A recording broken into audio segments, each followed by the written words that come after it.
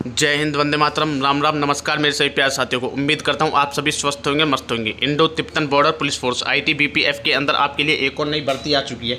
इससे पहले आपके ट्रेडमैन के लिए आवेदन चल रही है। अगर आप 10वीं पास हो, 10वीं के साथ में अगर आपने ITI की हुई है तो आप ट्रेडमैन वाली वैकेंसी में आवेदन कर सकते हो। अगर आपने सिर्फ 10वीं पास की हुई है तो आपके लिए नई वैकेंसी आ चुकी है, जो मैं आपको बताने वाला हूँ इस वीडियो के माध्यम से। सिर्फ 10वीं पास अभ्यर्थी इसके लिए आवेदन कर सकते हैं। अगर आपके 10वीं में 33% अंक है तो भी आप इसके लिए आवेदन कर सकते हो। और इस भर्ती में सबसे अच्छी बात यह है कि पहले आपका फिजिकल कराया जाएगा, फिजिकल के बाद में आपका रिटर्न एग्जाम होगा। और पिछली बारी के मुकाबले ये इस बारी जो आपकी वैकेंसी दुगनी वैकेंसी निकाली गई है। तो पूरा स्टेप बाय स्टेप मैं आपको इस नोटिफिकेशन पढ़ के सुनाऊंगा। उससे पहले अगर आप हमारे YouTube channel Agniveer soldiers academy पर पहली बार आए हो तो चैनल को सब्सक्राइब करके घंटी दबा लें, जिससे कि आगे आने वाली पल पल की अपडेट आपको मिल सके। साथ ही इस वीडियो में आपको सिलेक्शन प्रोसेस और आपका एग्जाम सिलेबस सारा कुछ बताने की कोशिश करूँगा। ठीक है, ये पूरा भी नोटिफिकेशन की हम शुरुआत करते हैं। Recruitment to the post of head constable, dresser, veterinary constable, animal transport constable, kennelman in ITBPF। Indo Tibetan Border Police Force invites online application for eligible Indian citizen, यानी कि इंडियन सिटीजन इसके लिए आवेदन कर सकते हैं। साथ ही इंक्लूडेड नेपाल और भूटान के जो कैंडिडेट है वो भी इसके लिए आवेदन कर सकते हैं। अगर हम सैलरी की बात करते हैं तो हेड कांस्टेबल, ड्रेसर, वेटनरी के लिए जो आपकी सैलरी रहने वाली है ग्रुप C की वैकेंसी रहने वाली है। नॉन रजिस्टर्ड होती है, जो कि आपकी टेम्परेरी बेसिकली जो आपकी परमानेंट ITBPF में पे स्केल होता है, यानी कि परमानेंट जॉब पर। साथ ही जो आपका पे स्केल होता है इसके अंदर वो आपका 25,500 से लेकर के 21,100 रुपये तक आपको सैलरी देखने को मिलती है, विद एज पर 7 CTC के साथ। ठीक है ना। अगर हम कांस्टेबल एनिमल ट्रांसपोर्ट के लिए बात करते हैं, फिर कांस्टेबल केनलमैन के लिए अगर आप बात करते हैं तो ये भी आपकी group C non registered post होती है, जिसमें आपकी सैलरी की अगर हम बात करते हैं तो सैलरी भी आपको इसमें भी अच्छी खासी देखने को मिल जाती है। 21,700 से लेकर 69,100 रुपये तक आपको इसमें सैलरी दी जाती है। ठीक है ना। अगर हम वैकेंसीज़ की बात करते हैं तो पिछली बारी के मुकाबले दुगनी वैकेंसी रखी गई है, यानी कि पिछली बार जो आपकी वैकेंसी आई थी सिर्फ एनिमल ट्रांसपोर्ट के लिए आई थी। एनिमल ट्रांसपोर्ट के लिए आपकी 55 के आसपास वैकेंसी आई थी, लेकिन इस बार आप देख सकते हो 115 वैकेंसी है। साथ ही और भी 2 वैकेंसीज दी हुई हैं जिनमें आपकी योग्यता 10वीं पास मांगी गई। अगर हम बात करते हैं हेड कांस्टेबल ड्रेसर के लिए, जो आपके मेल कैंडिडेटों के लिए भर्ती की अगर हम बात करते हैं तो इसमें जनरल वालों के लिए 4 वैकेंसी, ST वालों के लिए 1, OBC के लिए 0, OBC के लिए 3 वैकेंसी हो जाती है। टोटल 8 वैकेंसी हो जाती है। अगर फीमेल के लिए बात करते हैं ड्रेसर वेटनरी के लिए हेड कांस्टेबल तो 1 वैकेंसी सिर्फ जनरल के लिए दी गई है, जो कि आपकी टोटल 9 वैकेंसी हो जाती है। उसके बाद कांस्टेबल एनिमल ट्रांसपोर्ट के लिए अगर मेल कैंडिडेटों के लिए अगर हम बात करते हैं तो 44 जनरल वालों के लिए, 11 SC वालों के लिए, ST वालों के लिए 10 वैकेंसी, OBC के लिए 22 वैकेंसी, EWS के लिए 10 वैकेंसी, जो कि आपकी 97 हो जाती है। अगर फीमेल कैंडिडेटों की बात करते हैं तो 8 वैकेंसी हो जाती है जनरल वालों के लिए, जनरल वाली लड़कियों के लिए। उसके बाद SC में आपकी 2 वैकेंसी, ST में आपकी 2 वैकेंसी, OBC में आपकी 4 वैकेंसी, उसके बाद EWS में 2 वैकेंसी, टोटल 18 वैकेंसी हो जाती है। इनको मिलाकर के टोटल 115 पद हो जाते हैं। ठीक है ना।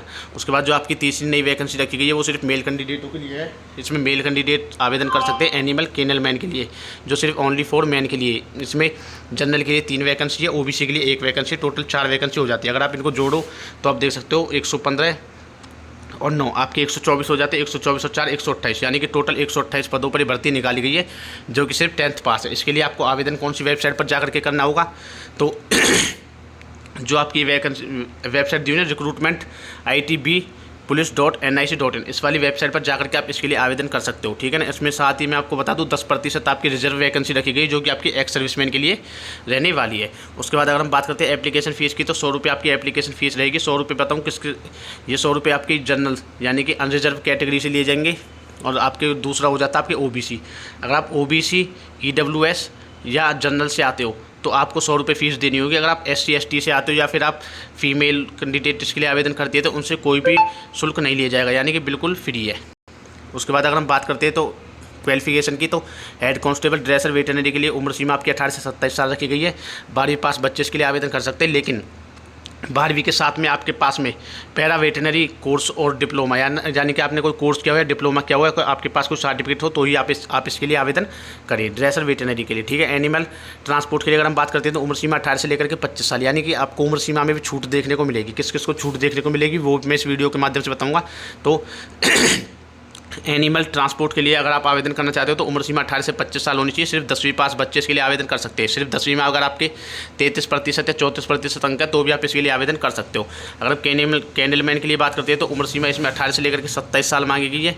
सिर्फ इसमें मेल कैंडिडेट आवेदन कर सकते हैं और 10वीं पास योग्यता रहने वाली है। ठीक है ना। अब हम उम्र सीमा की अगर हम बात करते हैं तो किस किस को छूट देखने को मिलेगी। अगर आप OBC कैटेगरी से आते हो, किससे OBC, तो आपको 3 साल की छूट देखने को मिलेगी। अगर आप SC या फिर आप ST कैटेगरी से आते हो तो आपको 5 साल की छूट उम्र सीमा में देखने को मिलेगी। जैसे मैं आपको समझाने की कोशिश करूँ, अगर आप कांस्टेबल एनिमल ट्रांसपोर्ट के लिए आवेदन करते हो और आप OBC कैटेगरी से आते हो, आपकी उम्र है 28 साल, तो भी आप इसके लिए आवेदन कर सकते हो, क्योंकि 18 से लेकर के 5 साल की छूट दी जाएगी ना, तो 5 और जोड़ दो आप 25 में, तो 28 साल हो जाते हैं। तो यानी कि 18 से लेकर के 28 साल तक के बच्चे OBC वाले आवेदन कर सकते हैं। अगर आप SC ST कैटेगरी से आते हो तो अगर आपकी उम्र सीमा 18 से 30 साल है तो भी आप इसके लिए आवेदन कर सकते हो। अगर आपकी जनरल से आते हो और आपकी उम्र सीमा 27 तक है तो आप इसके लिए आवेदन कर सकते हो, ठीक है ना। इसके लिए आपको ऑनलाइन आवेदन करना होगा। ऑनलाइन आवेदन करने के लिए आपको इस वाली वेबसाइट पर जाना होगा, जो मैंने अभी आपको थोड़ी देर पहले बता दी है।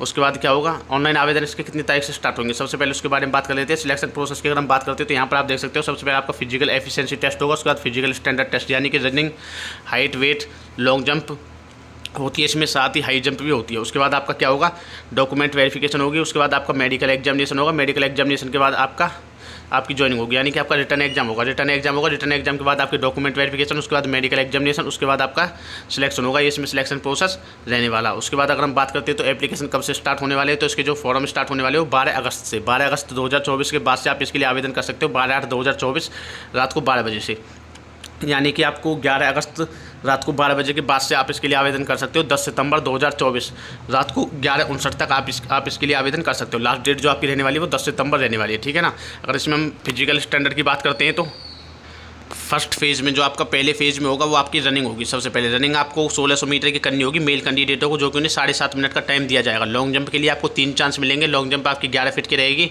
तो 11 फीट आपको लॉन्ग जंप करनी होगी। हाई जंप की अगर हम बात करते हैं तो 3.5 फीट मेल कैंडिडेटों को हाई जंप करनी होगी, जिसमें उनको 3 चांस दिए जाएंगे। उसके बाद अगर हम फीमेल कैंडिडेटों की बात करते हैं तो फीमेल कैंडिडेटों को 800 मीटर की रेस करनी होगी, जो उनको कंप्लीट करनी होगी 4 मिनट 45 सेकंड के अंदर। लॉन्ग जंप की अगर हम बात करते हैं तो 9 फीट इनके लिए लॉन्ग जंप रहने वाली फीमेलों के लिए, जो उन्हें 3 चांस में कंप्लीट करनी होगी। हाई जंप की बात करते हैं 3 फीट हाई जंप कूदनी होगी, जिसके लिए उन्हें 3 चांस दिए जाएंगे। उसके बाद अगर हम बात करते हैं आगे फिजिकल स्टैंडर्ड टेस्ट यानी PST की बात करते हैं तो मेल कैंडिडेटों की जो हाइट है वो 170 सेंटीमीटर मांगी जाती है, साथ ही 80 से 85 सेंटीमीटर उन्हें अपनी चेस्ट फुला करके दिखानी होती है। नॉर्मल चेस्ट आपकी 80 होनी चाहिए, फुलाने के बाद आपकी 85 होनी चाहिए।